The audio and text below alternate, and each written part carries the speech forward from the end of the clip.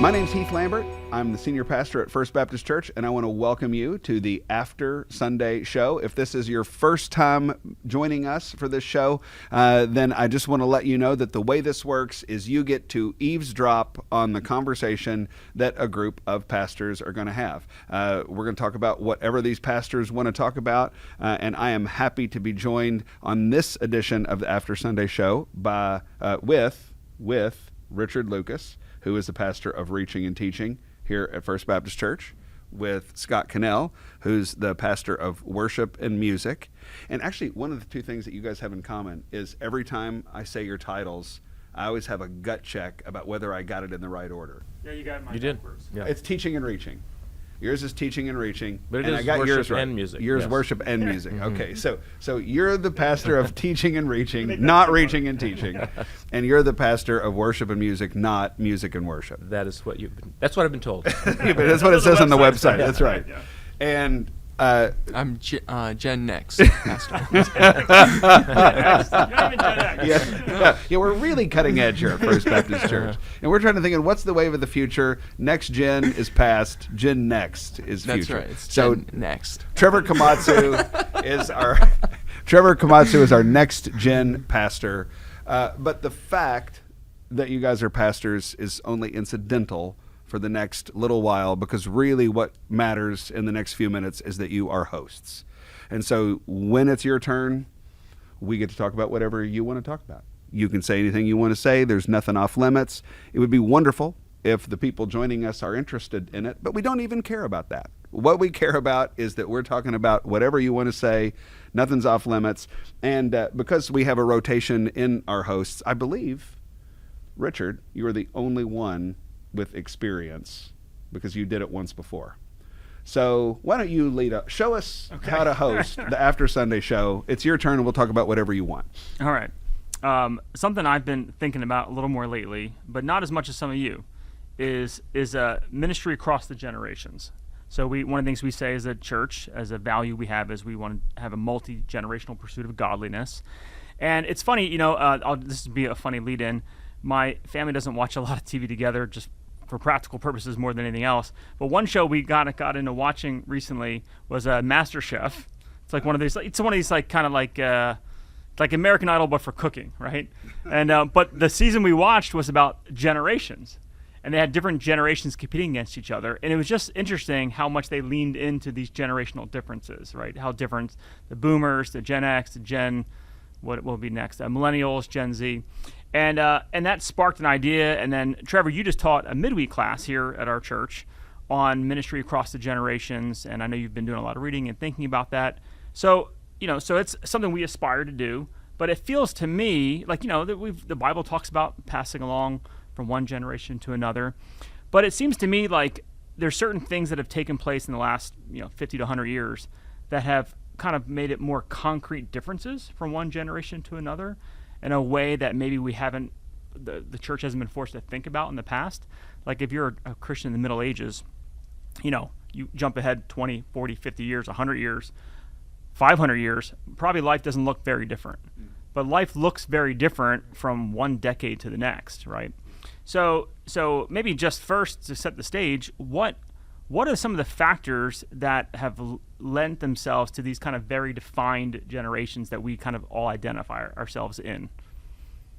That's great. Well, why don't I kind of introduce the generations, okay, and then we'll talk helpful about what shaped them. So they go back before the one I'm about to mention, but the one I'm about to mention is common. So there's the greatest generation, and that is my grandpa. He's with the Lord now, but that's basically anyone that's 100 years old and above, like from 100 to 120. All of them are not here anymore, mostly. And a lot of those we celebrate with World War II veterans, right? We just had Memorial Day. They're the people that fought the Nazis and beat imperialist Japan, basically. So you have the greatest generation, and then you have what is called the silent generation, and those were the people that were too young to fight in World War II. So it's folks that came of age during the Great Depression are part of the silent generation. They're called silents because they're not as radical as the next generation, which is the baby boomers. So the baby boomers are next. They're the ones who were born when all the American GIs came back from Europe and Japan and started having babies. And there was a period in American history, I don't know, I forget how long it was, but everyone was having babies. It was crazy. The birth rates were astronomically high. So that's the baby boomers. They're known for being kind of like radical, crazy. Think of the campus protests in the 60s. That's all the boomer generation. And then after that is the Gen X. Are you Gen X? Or? My understanding is You're like on the edge. Exennial. Yeah. Okay. Yeah. Where I'm Whatever. in between generations. Okay. Because I had an analog upbringing, but a digital young adulthood. So anyone born between, I think I've seen like 1977 to 83 is like an in-betweener generation. So the way I'm to the representative of Gen X here. Okay, you're There Gen you X. go. Okay. Own it, Scott. There I got it. So Gen X, they say you're Gen X if when Star Wars was coming out, that was your growing up years. Is that true for you? That's absolutely true. Okay. So that's Gen X. And then next on the list is millennials. That's my generation. This is the one that gets a really bad rep for being snowflakes and Understandably all that so. stuff. I think there's data to kind of back that up. There is data. But there's the millennials, and it's something like, I think it's 1980 to 1994-ish or something like that. And then there's the Gen Z, which is all the students in our student It's ministry like our right kids. now. Yeah, all your guys' kids. And what are your kids then? They're considered, they haven't come up with a name for this, an official name. Some people call them Gen Alpha. Why not? You know, we got Gen Z, start over. Other people call them polars. That's another term for them because they're growing up in this insane polarized society. But we haven't really landed on a name yet. So those are the generations, and the way that they're shaped. This is interesting. These are very definitional lines, right? Like I don't think 100 years ago people talked like that, right? No, not. So why is that? Well, a couple of things. The big one is technology. Huge. I mean, every time a new thing comes out, it shapes culture. So you think about the difference, for example, between central air conditioning. That had a huge shape on the family. Think about the invention of the washing machine. That had a really big effect. And then they get Maybe even earlier more, automobile, cars, okay. all that stuff. It starts getting really crazy when you start introducing computers and phones. That had a big shape on making these generations more defined. So yeah, it's technology and it's major cultural events. So World War II majorly shaped the greatest generation. The Great Depression is another thing. The atomic bomb scare, the nuclear scares in the 60s, the Cold War, that really shaped generations. The Vietnam protests, all those things. 9/11 shaped millennials in a huge way. iPhone dropping in 2007, I think, really shaped the culture. So it's a mixture of technology and big cultural upheaval, big events that happen. Okay, so maybe just pivoting off what you just said there. So for each of you guys, like, what stage of life were you in when you first got a cell phone? Mm-hmm. You sold me my first cell phone. Is this why you're trying to sell me another one? Can I say that Richard had a nickname when he was in cellular sales? Anyone want to guess what his nickname was? Killer. You don't need to Not bring this Killer, up. not Hammer. It was, get this. We're in the neighborhood. It was the Badger. I'm sorry, we can cut that out. No, that stays. Nothing's off limits. Okay, I'll say it first. So I remember I didn't have my first cell phone till my wife and I were married, and it was like a little dinky flip phone that we didn't do anything with, and we shared it, and we literally kept it in the glove box for when we traveled, right? Whoa. So I didn't have a smartphone until I had children. And even that was because I was at the time in seminary and selling cell phones. So I'm just, so that's a very What different. year were you and Tina married? 2002, we were married. Okay. And But you had like a little flip phone? Yeah, it's Okay. like, a little flip phone. You had to hit the button 3 times to get one letter, if you wanted to text Yeah. on. I remember watching someone text. I'm like, how do you do that? Like, I didn't even, there was such a foreign idea. And so, when I went away to college, like my parents didn't text me or call me. Like I had a phone in my room that I never answered. So like the idea of keeping in contact like that. For instance, I mean, Tina and I started dating in high school, if I wanted to get a hold of her, I had to call her house, and every single time I called, her dad answered the phone. Every time. Was it like right by his recliner? Oh yeah, or something like that? That was his command chair. And it was always like a little bit like rough, who's this? Hello, Mr. Maddox, this is Richard Lucas. He's like, what do you want? Well, I was hoping I could talk with Tina. What about? He's like, I'm just kidding, that's fine. Tina! That's how it went. So, it's like for my kids, it's like they can't even conceive of that. It's a different world. So how about each of you guys? So you sold me. Okay, I did. You sold me my first cell phone, and I remember you were very kind. You delivered it to my office at Southern Seminary. So whatever year that was, Lauren and I got married in 2003, and for years, like this was like a marriage problem because she had a flip phone because that's all there was. It wasn't like we opted out of a smartphone. You had a flip phone, and that was like cutting edge, and it like swiveled on your. You look really cool. I saw a picture of you. Calm down. And it was Heath in a lineup with a bunch of seminary guys, and Heath had a flip phone thing like tucked into his pant belt or something. I was like, wow. I think I showed you you were that picture. styling, man. It swiveled. Listen, I believed I was cutting edge. Like I remember teaching class, and I would bring my sport coat back to brandish my.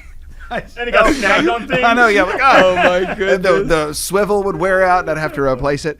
But no, for years, Lauren wanted me to get a cell phone. For years, the church secretary was begging me to get. You go to a hospital visit, and they move somebody's room, or they discharge somebody, and she can't get a hold of me, and so I'm having to find a phone and call the office. And none of it worked. What worked was Richard in my face, like, hey, you got to have this. He's showing me the options. He's selling me warranties.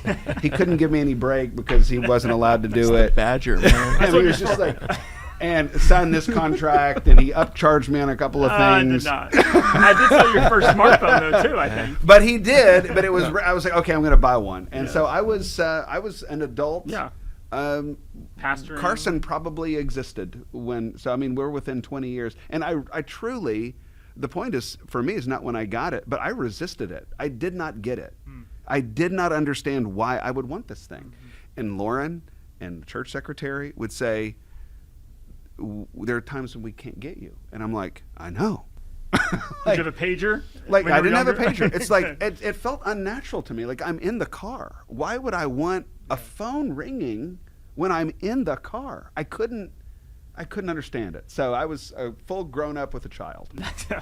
How about you, Scott? For me, it was in seminary, so this would have been the mid-'90s. Okay. Oh, wow. And I remember you were a young adopter. I Was it kinda like quick. huge? Like Well, so this was the story. Is I had some car trouble. I was a poor seminary student, and the guy who was helping me with my car had one of the brick phones. And I remember the first time I spoke on it, I was like a two-handed kind of phone, Like holding Zach it up Morris style. Yeah, kind of holding it up and trying to make sure. But I was like really impressed that I was driving down the highway, calling someone for help because I'm stranded. But I'm having this this technology, this moment of great technology. Plugged into the cigarette lighter. Yes, plugged in. Because there was the bag phone, the Yeah. brick phone, and then the flip phone. So that was my first phone that I owned, was a flip phone. But I didn't have much use for it. It was kind of an emergency-only Yeah. phone. Yeah. I wasn't like trying to. I mean, you were charged by the minute. Oh, yeah. So Yeah. you weren't using Yeah. it for anything unless you had to. And so it was much later before I got a phone that I used with much regularity. I also remember my first BlackBerry. If you remember, that was like a sold me significant my first step BlackBerry. forward in technology. And then what about Richard is first, sending his kids to college off the money he made from me. That's right. what about first email address? Yeah, that would have remember been that? same time frame, same Uh, mid-'90s. Heath L at gordoncollege.com. Yeah. I was a freshman, and I didn't have a computer. We didn't have the internet at my house. We had no money, and so I moved away to college. And as part of you got this email address, and I didn't know what to do with it. Yeah. Same for me. When From I went the to college. foothills of eastern Kentucky. What do I do with it? I had no idea. All right, millennial. When did you get your first cell phone and email address? Yeah. So When I he was got delivered. Go back. Richard came into my bedroom at night. Hey kid, we got a great deal. Right. Special this month We only. can put you on the family plan. I can't cut my commission. I'm not allowed. But So my first cell phone was my senior year of high school, which was 2008. Okay. And it were was you late for your? I was pretty late. Okay. Yeah, I was pretty late. All my friends had phones. I mean, they had phones when I was in middle school. They Why had were those you little- late? I don't know. There were 7 kids in my family, and my guess Okay, it's so all right, expensive. but it wasn't like your parents were like, "We're not doing that." No. Okay. No. But yeah, I was late. All my friends had Nokia phones. They were playing Snake on it and all that stuff. I remember Snake. It was fun. Yeah, I remember that. So first dumb phone in 2008, first smartphone the year I got married, which was 2013. Okay, now you're the next gen pastor, right? So in our student ministry, is your assumption most of the kids have cell phones, smartphones? It depends. What I've seen the pattern that Gen X tends to be a little bit more free in getting phones for their kids, whereas millennial parents, which are all the new, like the 6th graders that just came into 6th grade, all millennial parents, mostly millennial parents. Millennials are freaked out to give their kids cell phones. Why? I think because they know how dangerous it can be. Yeah. I think that's the thing, because they grew up more with cell phones than Gen X did. Okay. So I've just noticed that pattern. Like, yeah, Gen X is more free, millennial is more hardcore. Like, yeah, you want a phone? How about I slap you in the back of the head? That's crazy. I'm not giving you a phone.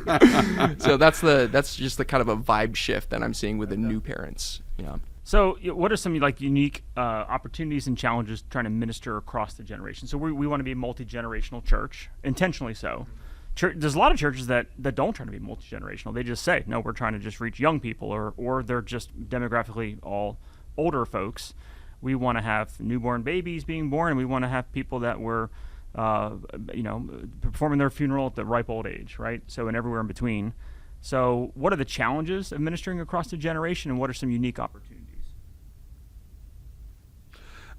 I'll come at that by saying something that I wind up saying a fair amount around here, but I don't think ever into a microphone and a camera. But I think my best advice on this is to accept where you are, in fact, I'd even say embrace where you are, and love where other people are. So I think we get into trouble when, in fact, one of the ways that I say this all the time is one of the main gifts you give to yourself and to everybody around you is by embracing where you are in your life. So like for me right now, I'm a married man. We've been married 22 years. I've got 3 kids. My youngest kid is a sophomore in high school. I'm 4 months into being a grandfather. Yeah. Like that's me. And it doesn't do me any good to try to have some midlife crisis where I pretend I'm younger than I am, or I'm in some situation that you just think about the people who get in trouble. Mm-hmm. Some of us were just talking about a marriage situation. And like everybody, if you're married, you just need to be a married person and present yourself as a married person. If you're a dad and a granddad, you just need to present yourself as a dad and a granddad. You're telling the truth, you're doing what people expect, and just own that. Embrace that, and that's what people need from you, is to live well where you are, but then really love where other people are. So my kids, they're Generation Z, and I would be a joke, a poser, a boomer, if I try to act like a member of Generation Z. But I love them. I love to listen to them. We joke about using their terms and using their phraseology. I never try to be them. But Can you use one right now? A Gen Z term? I just said boomer. So, yeah, Dad, you're being a boomer. Anyone older than them is a boomer. Or that, anybody older than them is a boomer. So, Dad, you're being a boomer means you're being an old guy. So I heard one today at lunch. Your fit eats. Like your outfit looks good, I guess. Like Margaret Tucker told me that a teen said that to her last night, and she had to figure out what that meant. Hey, your fit eats. One thing that I'm going to hear every night in my house is chopped. Okay. That's chopped. If something's chopped, it's like ugly or broken or something like that. I showed Chloe a tie last night, and she said that is chopped. Like, so. Is that why you're not wearing a tie today? Notice, no tie. So here's the thing. I never try to be them, but I love them, and I listen, and I want them to know I'm invested. Same thing with generations north of me. I don't try to pretend I'm older than I am, but I love and respect who they are, and there's a lot to learn from and listen to there. So I think if everybody can embrace where they are and not be a poser and pretend they're something they're not, or try to be something they're not, or present themselves as something they're not, but really love and respect where other people are, whether younger or older, I think we can love and respect each other. I think it's interesting that the youngest generation gets to dictate what's in and what's out. The least informed generation is the one telling us what we should and should not be saying or doing or wearing. I wonder what that says about our society. That seems like a reversal probably from 100 years ago, right? Yeah. Like who's dictating the terms? Yeah. Mm-hmm. Why is that? Why do they get to do that? Maybe because it is technologically driven. Maybe because they're owning the airways with social media. It's also just it's the way time works. Time just always is marching forward. I do think there is a cultural element. You can have a cultural reality where there is more of deference and respect to elders than we have typically had in this in this culture. But I actually sense this is taking it a little bit of a different direction, and you're in charge. So, but I sense that maybe a little bit of that is changing. I sense that there's a little bit more deference towards the older, towards more senior. But maybe I'm wrong about that. Where do you see that? I don't. I just thought it sounded good. I notice it I see younger people. So the younger people I'm most familiar with are obviously at our church, but even more than that, my kids and their friends. And I see like a weird amount of interest in Dad, what do you think? Mr. Lambert, what do you think? Pastor Heath, what do you think? I'm like, why would you ask me that? Like, I'm shocked that they care. I don't know. Maybe it's just me. What kind of topics are you thinking? Or just anything? Or everything. I had a 19-year-old. Yesterday we're recording this on a Thursday, so yesterday was Wednesday. I had 2 teenagers yesterday sit, and one was 19. I don't know how old the other one was. Sit and talk with me about everything I thought about all sorts of. I had a 19-year-old sit with me for like 20 minutes yesterday, desperate to know how I did sermon prep. I'm like, why? This is not a person who is in ministry or wants to be in ministry. He's like, how do you do that? And I'm like, why do you care? I'm glad he cared, but he cared. And so that happens to me all the time around here. That's great. That's awesome. Yeah. I noticed that the people looking for money are targeting my generation. Not because I'm a representative of that part of my generation, but people who are in their peak earning potential. So the movies that are made, the advertisements that are on TV, they seem to be targeted at me. But I also see that beginning to change a little bit. So I'm watching styles in movies, watching styles in streaming shows, and thinking, I'm not as aware of that approach to storytelling as I would have said a few years ago. Like I felt like they were just really zeroing in on me in the last 10, 15 years, and now I feel like they're zeroing in on somebody near me, but not exactly me. Interesting.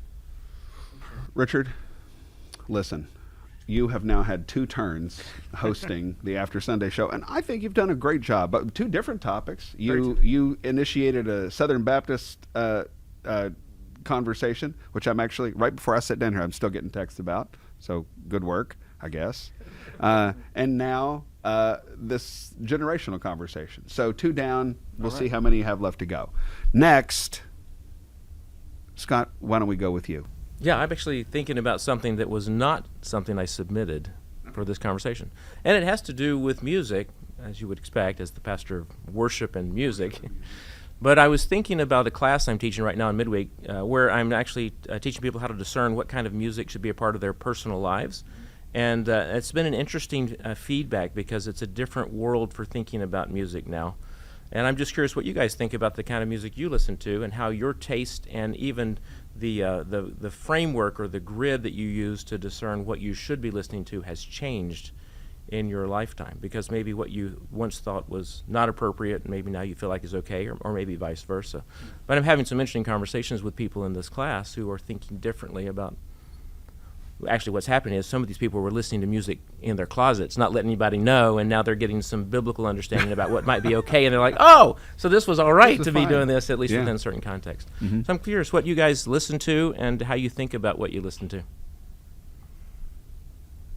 You have very interesting musical taste. I compared to do. What I like. There's no doubt about Weren't it. we recently grilling you about Reba at a pastor's meeting? There was like some the Reba whole conversation. first part of the meeting was like, and we said, "Hey, you should bring this up on the." Yeah. Did you just bait him? Good job. Here we are. Good Yeah, job. there's definitely going to be people watching this who are like, what kind of church has pastors' meetings where they get grilled about Reba McEntire? But I guess we might as well be honest about it. I do Wait, have, hold on. How many Reba concerts have you been to? Richard. How many? I'm getting on the record here. So it's hard to remember, but it's You've lost it's, count. It's something like 19 or 20. That's incredible. That's incredible. How many of Wow. those did you have a cell phone at? And Not many. Not many. Listen, I was going to Reba McEntire concerts in the 90s. Listen, this will be a technological thing. So when I was going to Reba McEntire concert, I think my first Reba concert was 93. So do you know this? You remember? You'd be the only one who I think would remember this, because I don't know if you went to Christian music concerts. Yes. Okay, so but we didn't care about Christian music concerts at the Lambert household when I was growing up. But Reba McEntire was great guns in the 90s. I mean, she was it was her, it was George Strait, it was Garth Brooks. I mean, they were the big deal. Later on, it was like people like Shania Twain. But coming out of the 80s into the 90s, she was as big as it got. And her concerts would sell out in 30 minutes, an hour and a half. I mean, so what you had to do, you had to go to the record store and get in line. You had to wait in line. And this record store that I went to get my Reba McEntire tickets, they would do a lottery. So you would get there. I mean, I always got there at like 7 in the morning, and there was already like a big line of people that had been there like 3:30, 4 o'clock. And then the people came out and they gave out a lottery. And so you could have been sitting there since 4:30, but you're number 27. You're not number 1. And that's how you had to get. And if you got up to the counter and they were sold out, you were toast. You were done. It was that's the old way we did it. Some people wait in line for Air Jordans. Air Jordans. Some people wait in line for Reba McEntire tickets. That's good. And what is an Air Jordan? This guy's chopped. So I'm a country music fan first. So I love, and Reba is in the headlines because probably for obviously humorous reasons. But I love old country music or 80s country. I love old country too. Johnny Cash and Patsy Cline. I think I could win an argument that Patsy Cline is one of the best vocalists Love ever. Patsy Cline. If you listen to Patsy Cline sing San Antonio Rose, you can't believe it. You can't believe that a voice could do it. So that's your homework. San Antonio Rose, Patsy Cline. But new country is what I'm unfamiliar with. But Alabama, George Strait, Reba McEntire, I love those. I also love, I don't know what will happen here, but after country, I really love 80s rock, Journey. Okay. I love it. Petra. Petra's fine. I don't have as much experience with Petra, but I know some Petra. I love.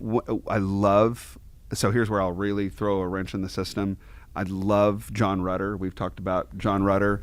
I don't even know who that is. Oh my goodness! What is that? He's a British choral composer, very much highbrow music now. Very highbrow okay. music. So his first song that is something like Shepherds and the Pipe and Carol or something like that, and it's a Christmas song, and he wrote it when he was a teenager.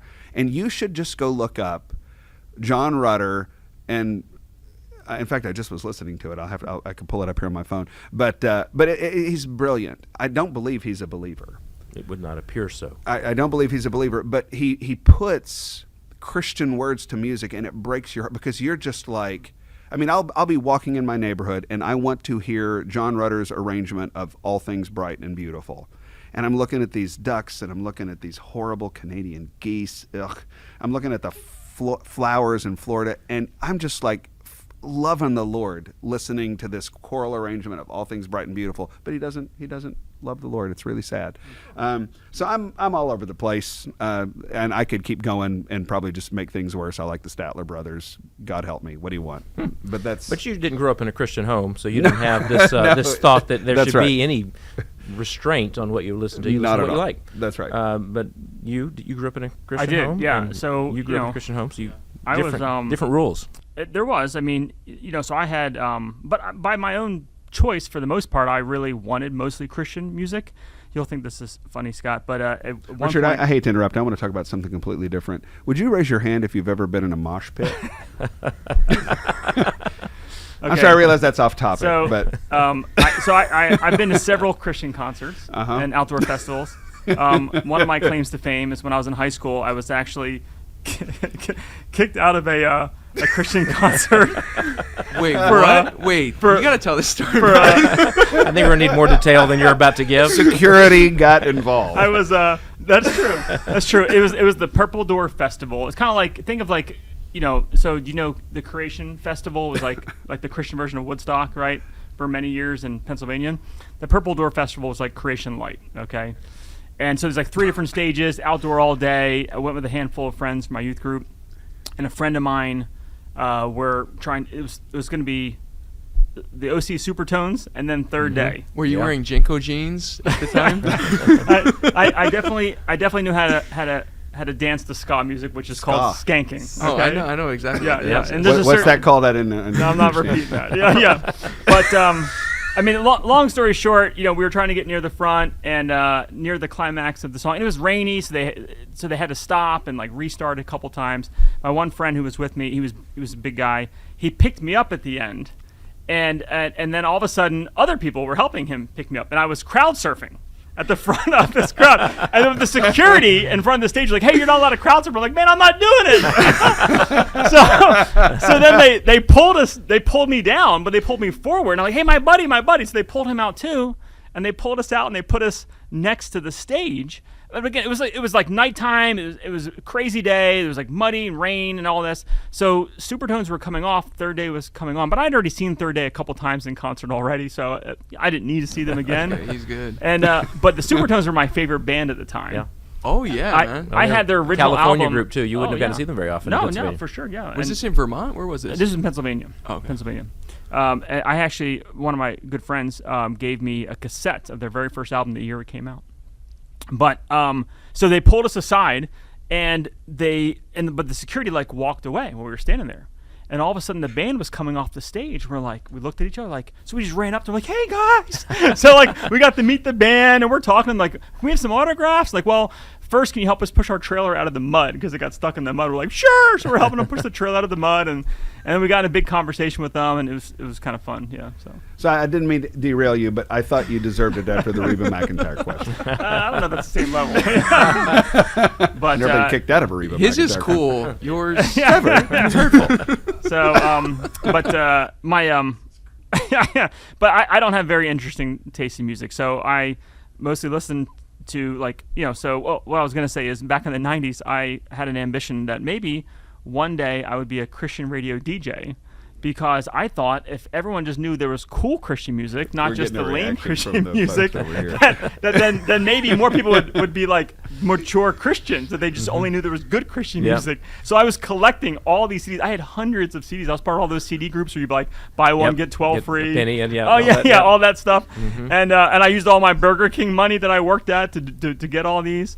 And when I went to a Christian college, I mean, it was all Christian music.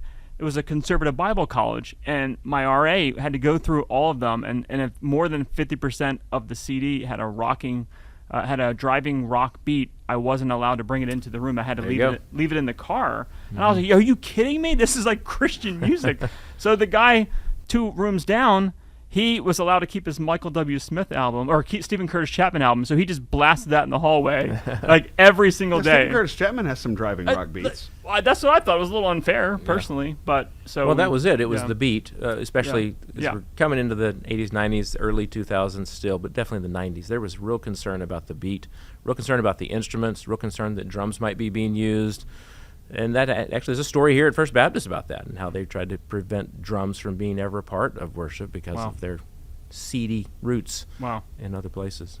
Well, but so you only like Christian music, so you don't have anything interesting to share. I will say I do have. He got kicked out. I do have a concert. few. I do. So I do. It was on the radio, but I didn't. My brother used to copy it onto CDs from the radio or not cassette tapes. But I never bought any albums, so it was a line for me. I don't buy secular albums. Okay, you could say that. But I could listen to it on the radio. So, look at you. But now that you were proud of it. I know.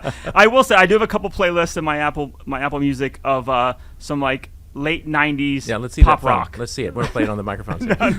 So I do have Mariah Carey? on a long no, I said pop rock, man. Okay. So like on a long road trip, if I'm tired of all the worship music, I might throw that on. But then no one else. If I'm picking the music, which doesn't happen in my home, no one else likes it. Yeah. So I'm not usually picking what's playing on the AirPod at home or the whatever, the HomePod. Yeah.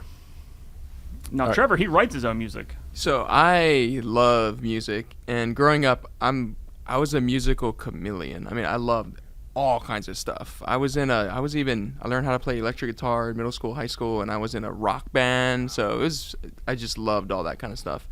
But I noticed I don't like music as much anymore. Someone said once you hit like 25, 30, you don't start liking new stuff anymore. It's just all the stuff you liked as a teenager. You listen to that on repeat. And I find that to be kind of true in my life. Like I'm just not into newer music. Yeah. That's a good observation. That there is something about the music you hear coming of age, and that becomes your sort of heart music language. That's true for church music. There's a reason we have some of the worship wars is because people remember what they loved when they were coming of age, either in life or as a Christian, and that becomes very sentimental to them. Yeah. My music background is maybe as boring as yours. I was an instrumentalist. I played trombone. That was my passion for music in high school, so I was very into instrumental music. Can you still play the trombone? Well, not as well. No, it's been a long time, but it's in my office. It still exists. Okay, yeah, right. But it was jazz. It was classical. It was instrumental music. I got into movie scores. I loved the movie scores and what was going on. And favorite movie score composer? Well, at the time it was Danny Elfman. So I really like what kind of movies did he do? Well, Batman was the big thing that's when he really became quite famous. Tim Burton, right? He does a lot of collabs with Tim Burton and stuff. So he's remained quite popular through the decades. But I would be a sucker for John Williams. I mean, that's classic orchestral music for the silver screen. So Jurassic Park, right? Yeah, I need to tell you, Scott, I was introducing Ruben to John Williams, and he says, "Dad, do you know how many movies that he's made the music for?" And he started like Fiddler on the Roof, Jurassic Park, and he was blown away by his catalog. It's remarkable. Yeah. It is. Steven Spielberg has a remarkable quote about John. They were honoring him, and he said, I won't get it right. You should go look it up. But it's something like, it's about the power of music. And he's like, without John Williams, the dinosaurs aren't scary. Yes. E.T. doesn't fly. Like, it's just like that. Like, it's the addition of that music. They're like, wow. E.T.'s flying. Yeah. It's like really. It's something. And that is one of the things I love most about music is its power to bring you into a scene that otherwise would be a visual experience only. It's pretty remarkable. But yeah, I'm fascinated by what people like about music. I'm also fascinated about some of the rules they got growing up and some of the things that they just were sure to be godly is to not do this, kind of that meat sacrifice to idols thing. And then as they began to think more carefully about that and biblically about that, they realized, well, I was just making that an act of godliness. That wasn't actually something that... So I am in your midweek course that you talked about. In fact, I'd really commend it. If anybody's watching this, they want to go on the First Baptist app and look up the midweek course. I wasn't there yesterday because I was having to speak at a special event with some of our lay leaders. But that first week, I thought it's the kind of thing that you've been thinking about for decades, but it's really, really profound for people who hear it the first time and they think this one kind of music is bad, but this other kind of music is really, really good. Could you say something about that just so people who are listening kind of know what you were communicating there? Yeah, well, I began the first session that you were in I played 10 very different songs and had them raise their right hand if they thought it was good music and their left hand if they thought it was bad. And of course, it was what you would expect. It was so many different opinions about what good music and bad music. And I was just trying to prove a point. We're all very idiosyncratic about what we think is good and bad. It's our thing. And so we developed these rules. And these rules have more to do with associations than they do actual objective truth. We associate music with bad things, so we call it bad music. Or we associate music with good things, so we call it good music. And so if it was made for the church, that must be good music. If it was made for sin, to do something at Woodstock, then that would be bad music. And so it's just been breaking down that dichotomy, and that Christ gives us freedom to look past the association. But again, like in 1 Corinthians 8 with meat sacrificed to idols, if your conscience won't permit you to revisit music that was used for sinful acts in the past, don't. Don't sear your conscience. Don't defile it. But if you can see in Christ that there is a freedom to break that association and to claim something that may have been used inappropriately in the past to give glory to God now, well, that's the freedom that Christ gives. And so that's where we're headed on this 4-week journey, is to bring them from, here are the rules that I thought there were, and sort of saying, well, actually, those weren't God's rules. Those are rules that man made in the absence of God given and absolute. And then bring you to a place of, what can I glorify God with when it comes to music? Because the great diversity of the creation shows us that there's a great diversity in music as well, even just around the table. There's a lot of variety of music, all to the glory of God. God gave us the ability to make music. Good. Trevor, I didn't get a chance to chat with you before we sat down, but all of us have hard days and hard weeks, and maybe you and Amber are in a season of conflict. Maybe the kids aren't doing what you tell them to do. Maybe the people who report to you here at First Baptist are just being rebellious and bucking your authority. Where are you going with this? If that is happening, now is your break, because we are going to do whatever you tell us. We're going to talk about anything you want. You are in full and complete control, and we will only be submissive. Okay. So lead us. Wonderful. Use it wisely. All right. Wonderful. Well, I live in the world of family discipleship because I'm the Gen Next pastor. Gen Next. So you guys all have teens, post-teens. I'm still in the little years. So I would love for you guys to, what looking back on the little years with your families, did you say, I'm so glad we did this? And then so another thing is, you look back and say, ooh, I really wish we did that differently, or we did it this way instead. So I'd love to hear from you guys, just as dads of teenagers, to a dad of a little years per guy. Yeah. I'm the farthest away from the little years of anybody at the table. I've got 25 to 15 in my house right now. So not all are in my house anymore. Some are married and gone. But I will say, looking back on those years, what Mary did really, really well, and I'll say this is what I'm glad we did, and what I wish I had done better, are the same thing. She did not wish those years away, and I didn't wish them away, but I didn't embrace them the way that I wish I had. Because there was something about those little years that was so fleeting but precious that Mary was able to capture and help me capture a little bit of. And I would say that's the thing I hear young parents say a lot is, oh, I'm so tired. Oh, if they only could just go to the bathroom on their own, if they're going to just not have to change diapers, they didn't have to feed them, if they didn't have to get them dressed. But then there's a day when you do that for the last time, and you don't know when that last day is. The last diaper changed, the last time you dressed them, the last time you had to feed them. And you find yourself wishing you could go back and do it again, because it's something that's very sweet and precious. So that's sort of a philosophical general thing. Mary did a great job of embracing it and loving it and helping bring me into it. I didn't do as good a job of giving my focus and attention to it. Because what I found is that parenting, you're growing as a parent at the same time you're growing in your career. And so as a man, you tend to sort of separate the two worlds and spend a lot of energy outside the home to build the career, and you need to spend equal amounts of energy, if not more, inside the home building your family. That's so good. That's good.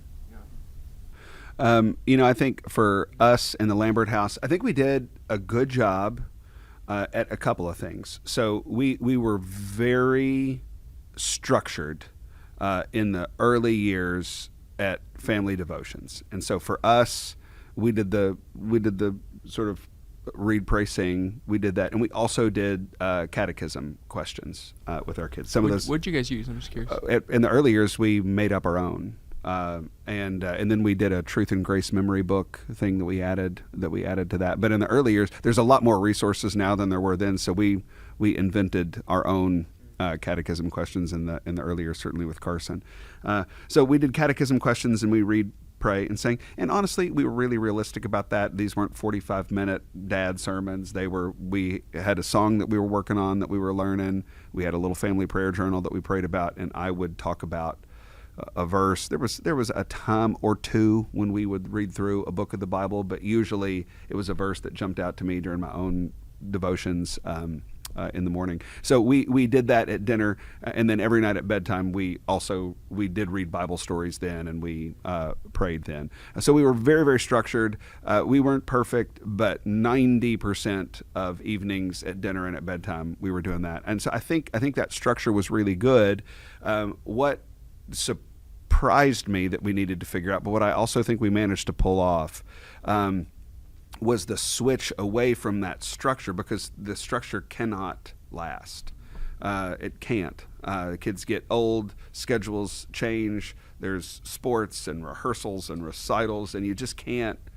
You're going to find yourself eating peanut butter and jelly sandwiches at a picnic table while two of your kids are playing sports, and you're just trying to make it work. So the schedule can't last. And so this is where we have to give way to a way of life where we just created the precedent in our home that we just talk about Bible things, and we talk about personal things, and we talk about hard things, and we talk about areas where you're struggling. And so there are a few questions with each of my kids that we just have an agreement that every now and then I'm gonna ask you, hey, I know you struggle with this, how's that going? And so we made the switch from we haven't had devotions every night at dinner and at bedtime. I don't remember the last time I tucked a kid into bed.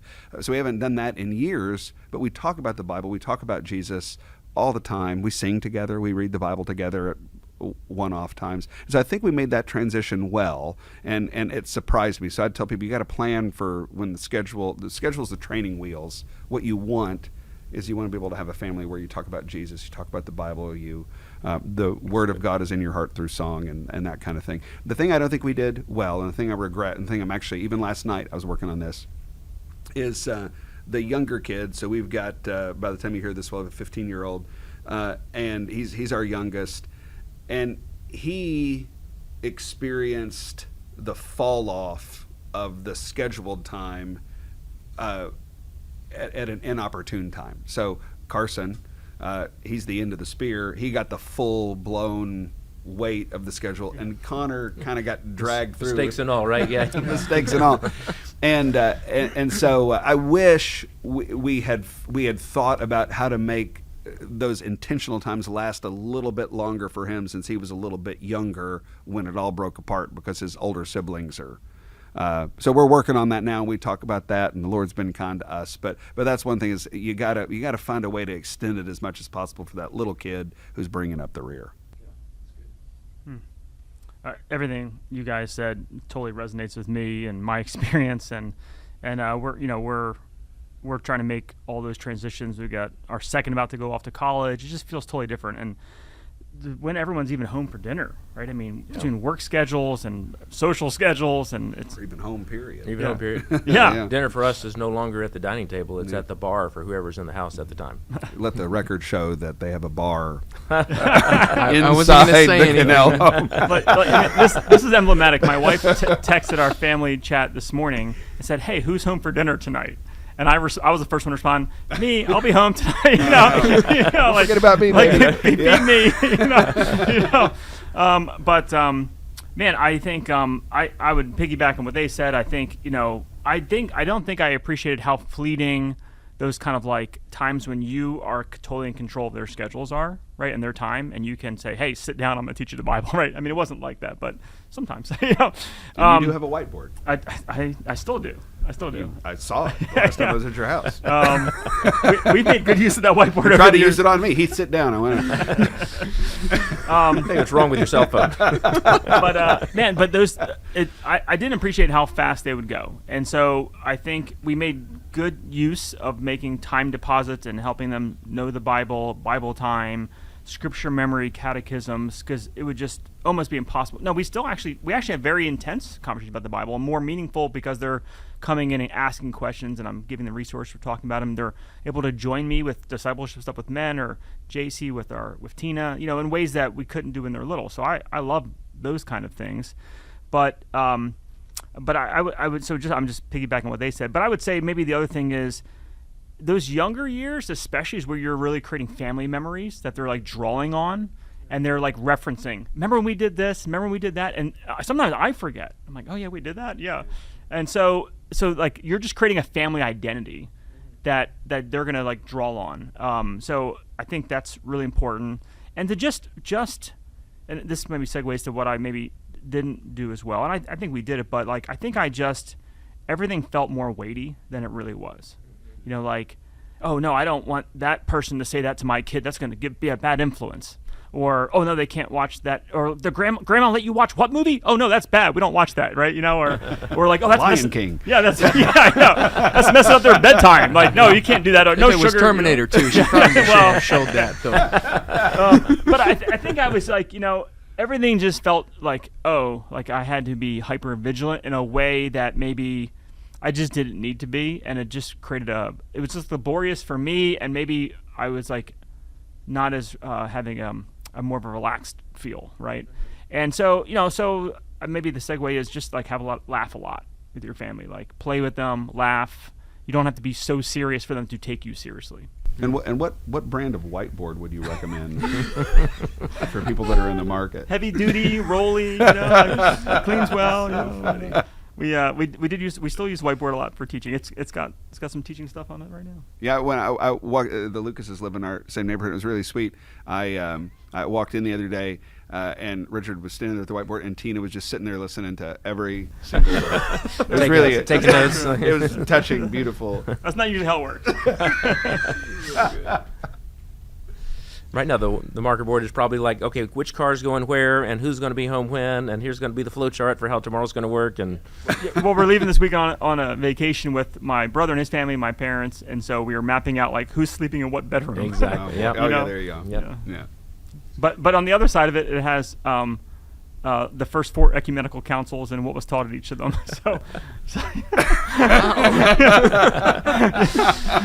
Just a follow-up question. You said Mary drew you in to enjoying the little years. How does she do that? Yeah, that's probably one she should answer. But I think just, first of all, as a guy, I didn't have a lot of experience. In fact, I had made a commitment. I wasn't even going to hold a kid until it was my own. I ended up not doing that for some friends of ours had a baby, and they wanted me to hold him. I wasn't going to be obnoxious. I'm Wait, saving what? myself for my own. You weren't going to hold a kid. I was until not it going was to your- hold a baby until it was my own baby. I just decided that's what I was going to do, and I didn't have a lot of options, a lot of chances to do that. It wasn't like people were constantly handing me their baby. They probably saw this as a risky venture here, and don't give them your baby. But no, I wasn't going to. But I didn't have a lot of experience. But I determined when Caleb was born, I'm not going to be a buffoon at this. So help me know what to do here. And so just humbling myself and saying, okay, how do I change a diaper? All right, let me get this. Okay, was that on the right way? In those early efforts and attempts. And then she just was really good. And part of it was just caring for her and recognizing that the burden for her was so great. I got to figure out how to help here. So go ahead, go out. I'll take the kids. They'll be fine. They'll all be alive when you get back, and I'll figure it out. But just recognizing that she needed a break, and so engaging that way. She was really gracious to kind of help me know how to be successful in the things that she could point out. Just childcare, which she was really good at. I mean, she had been around kids all her life. She was really good at it. Yeah, it's really good. One, speaking of John Williams and movies from earlier, I love quoting Sunrise, Sunset to myself. Mm-hmm. You guys know that part of the movie? So the lyric is sunrise, sunset, swiftly flow the years, seedlings turn overnight to sunflowers blossoming even as we gaze. I messed up the line, but you guys get the picture. So I'm always trying to remind myself, like, okay, this is tiring and exhausting, and we're like always tired, but we are gonna wish we could go back to these years. Like, this is the prime time right now. So I just love hearing all that. Super encouraging. Yeah. All right. Well, that is the latest edition of the After Sunday Show in the bag. I'm grateful for Richard and Trevor and Scott. These are guys that I get to serve with. These are guys that are my friends and that I love. And you got to hear a little bit of a sample of a little bit of our conversations. Hope it's been a blessing to you, and hope you'll join us next time on the After Sunday Show.